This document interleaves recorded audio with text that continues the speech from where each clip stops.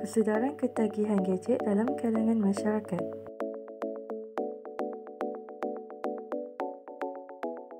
Adakah anda tahu apa itu ketagihan gadget?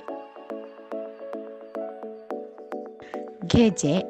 Saya pasti semua orang tahu dengan perkataan ini. Gadget ialah alat elektronik yang membantu memudahkan urusan seharian kita.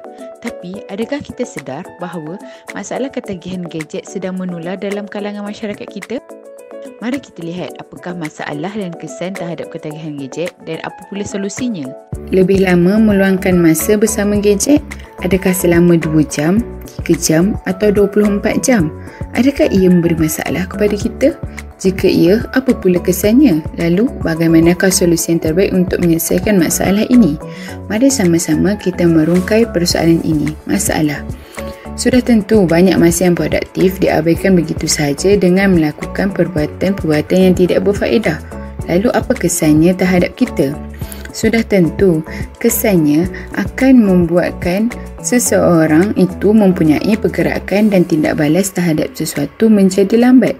Lalu, apakah solusi yang terbaik untuk menyelesaikan masalah ini?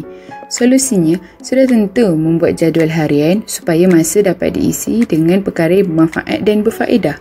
Seperti dalam satu hadis Rasulullah SAW memberi galakan kepada kita supaya memanfaatkan masa dengan sebaik mungkin. Sabda baginda, maksudnya, memanfaatkanlah 5 masa sebelum datang 5 masa. Yang pertama, masa hidup kamu sebelum datang saat mati kamu. Masa sihat kamu sebelum datang masa sakit kamu. Masa lapang kamu sebelum datang masa sibuk kamu. Masa muda kamu sebelum datang masa tua kamu. Masa kamu kaya sebelum datang masa kamu ditimpa miskin. Hadis riwayat Imam Al-Hakim dan Al-Baihaqi dari Ibnu Abbas radhiyallahu anhu.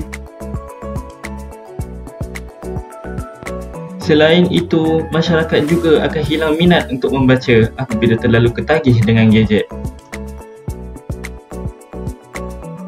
Masyarakat akan sentiasa meluangkan masa dengan gadget sehingga mereka kurang meluangkan masa untuk membaca.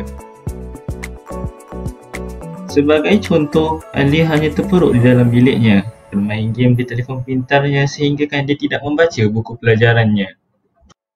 Kesan daripada itu, Ali mempunyai kurang ilmu pengetahuan. Mereka yang tidak ketagih dengan gadget cenderung mengisi masa lapang dengan membaca.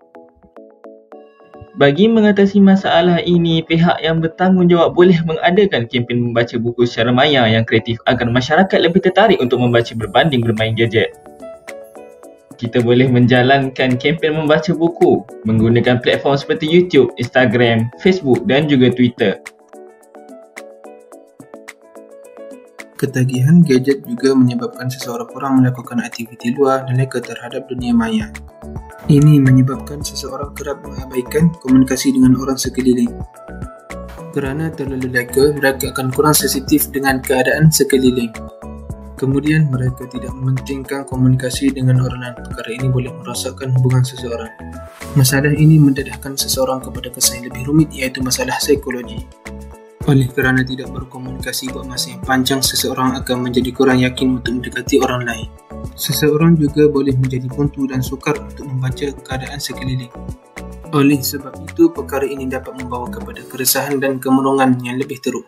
Untuk mengatasi masalah ini, seseorang haruslah lebih mengutamakan komunikasi secara langsung dengan beberapa cara. Yang pertama, melakukan aktiviti bersama ahli keluarga.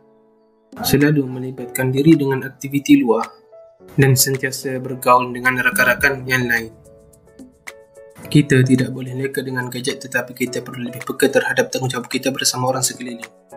Yang terakhir ialah kekurangan tidur. Ali merupakan seorang pelajar yang suka bermain gadget dari pagi sehinggalah lewat malam.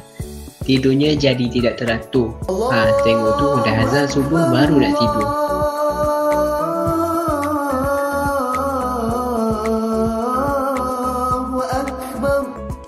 Suatu belajar, namanya dipanggil oleh guru dan dia tidak menyahut kerana terlalu mengantuk.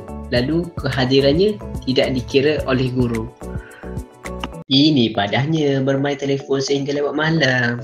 Pada masa yang sama juga, dia berasa sangat menyesal. Lalu dia tekad untuk berubah dan pandai mengurus masa bermain telefon bimbit dan belajar. Ini barulah tindakannya betul. Berdasarkan firman Allah yang bermaksud, tidakkah mereka memerhatikan bahawa kami telah menjadikan malam untuk mereka berehat dan menjadikan siang terang benderang? Sesungguhnya yang demikian itu mengandungi tanda-tanda kekuasaan Allah bagi kaum yang beriman. Sampai di sini saja. Jumpa lagi. Wa ilal liqa.